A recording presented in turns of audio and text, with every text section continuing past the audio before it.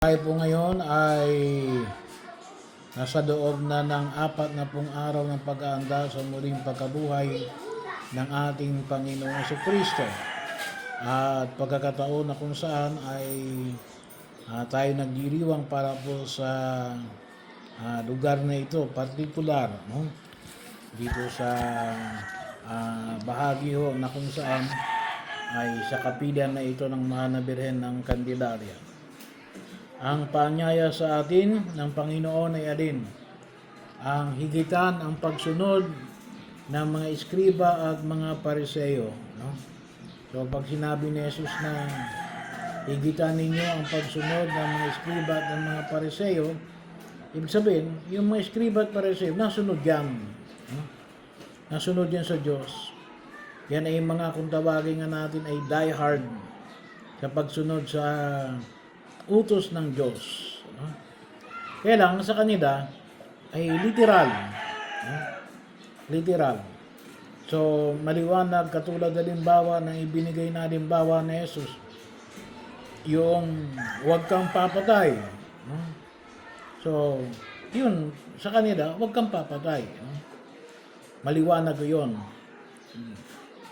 Pinagsusumikapan nilang matugon sa paanyaya ng Poong May Kapal. Pero yung hamon ay pinamamanhik ni Jesus alin? Higit sa pagsunod ng mga eskriba at ng mga pariseo. Kung tutusin, kung i-paraphrase natin, higit sa literal na pagsunod. Hindi lamang yung pagpatay. No? O alin? Yung mapuot sa kapwa. No? Kasi yun ang pinahayag. Kung sino mang mapuot sa kapwa ay mananagot sa hukuman. No? Ganun naman yung katulad yun ng pagpatay. No? Mananagot ka sa hukuman. Pero bakit sinabi yung pagiging mapuot? Huwag kayong mapuot sapagkat kalimitan ng mga humahantong sa pagpatay ay nagsisimula sa pagkapuot. Ganun naman ang sinabi ni Jesus na ang humamak sa iyong kapwa ay mananagot sa Sanhedrin. No?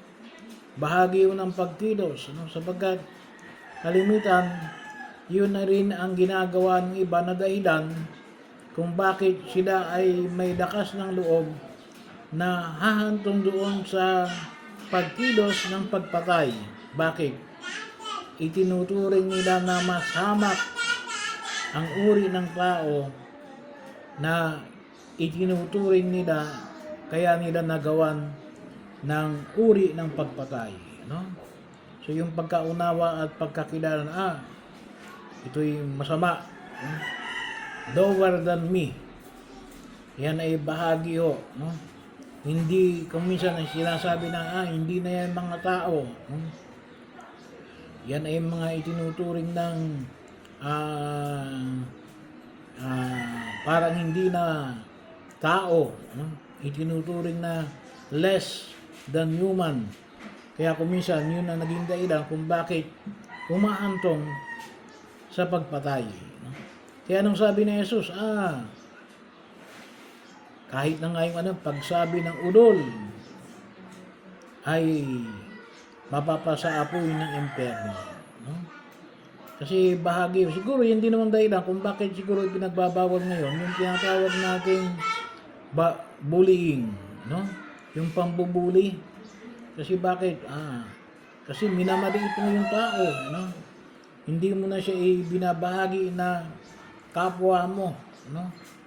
Ang tawag mo muna sa kanya ay mas mababa na sa kapwa.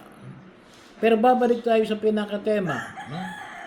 Yung pagsunod na higit sa pagsunod ng mga eskriba at ng mga pariseo. Anong ibig sabihin? Hindi yung huwag ka nang papatay, ngunit maiwasan mo ang paghantong sa bagay na yan sa pamagitan ng paggalang, sa pamagitan ng hindi paghamak, sa pamagitan ng pagkilala sa kanyang karangyaan na katulad mo, no? At hindi mo pagsasabihan ng mga bagay na katulad ng ulul ka. No? So, ibig sabihin, gagawan mo ng paraan ang lahat ng pagkilos para huwag kang humantong sa pagkakasala. Ang tawag nga rin po natin dyan, kuminsan na din, yung avoid the occasions of sin. No? Iwasan ang mga okasyon na magdudulot rin sa'yo ng pagkakasala. At kung tuusin na din, yung mga okasyon na magdudulot sa'yo ng higit na pagkakasala. Yun yung paanyayan na pinapahayag na Yesus. Kaya nung sabi niya, ito yung alin? Yung mga taong karapat dapat na makapasok sa kaharian ng Diyos. Kaya din po, yung paanyaya ngayong panahon ng Kwaresma, yung pag-aayuno, abstinensya, at saka yung kawang gawa, no? Ay ilan sa mga pamamaraan na kung tutuusin na din, ay mapigilan natin yung ating sarili na gumawa ng mga bagay na ito na magdudulot sa atin sa mga okasyon ng pagkakasala. Kinakailangan natin ng self-control para wag humantong sa mga bagay na ito na magdudulot sa atin ng pagkakasala. Kasi kapag nasanay tayo, halimbawa na hamakin yung ating kapwa, kapag palagi mo hinahamak yung kapwa, anong ibig sabihin? Ay parang pinadadakas mo yung pagkilala na hindi na ito tao. Ay kapag gano'n ang kaisipan, hindi na yung kapwa ko na tao, nagkakaroon ngayon ng pagkakataon na alin, ay pwede ko nang patayin yan. No? Kaya yung paanyaya na ipinapahayag na iwasan ang anumang uri ng bagay na magdudulot sa atin ng okasyon ng pagkakasala. Kung alam natin na tayo magkakasala doon, alisin na natin yung okasyon para hindi na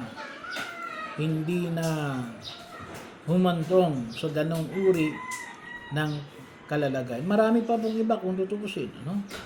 So, katulad na rin po rin siguro halimbawa ng mga bagay, na para hindi ka malulong sa utang, iwasan mo ang mangutang, Kasi kapag palagi kang mangungutang, talagang lulubog ka sa utang, Lalong-lalo na kapag hindi yung pa nababayaran yung utang mo, mangungutang ka uli, So, inilalagay mo yung sarili sa isang sitwasyon na mahirapan kang makaahon. So, ito yung dalangin natin sa harapan ng Pumang May Kapal. Na nawa higit natin pakinabangan sapagkat ang dulot na Jesus ay kaligtasan at kaayusan.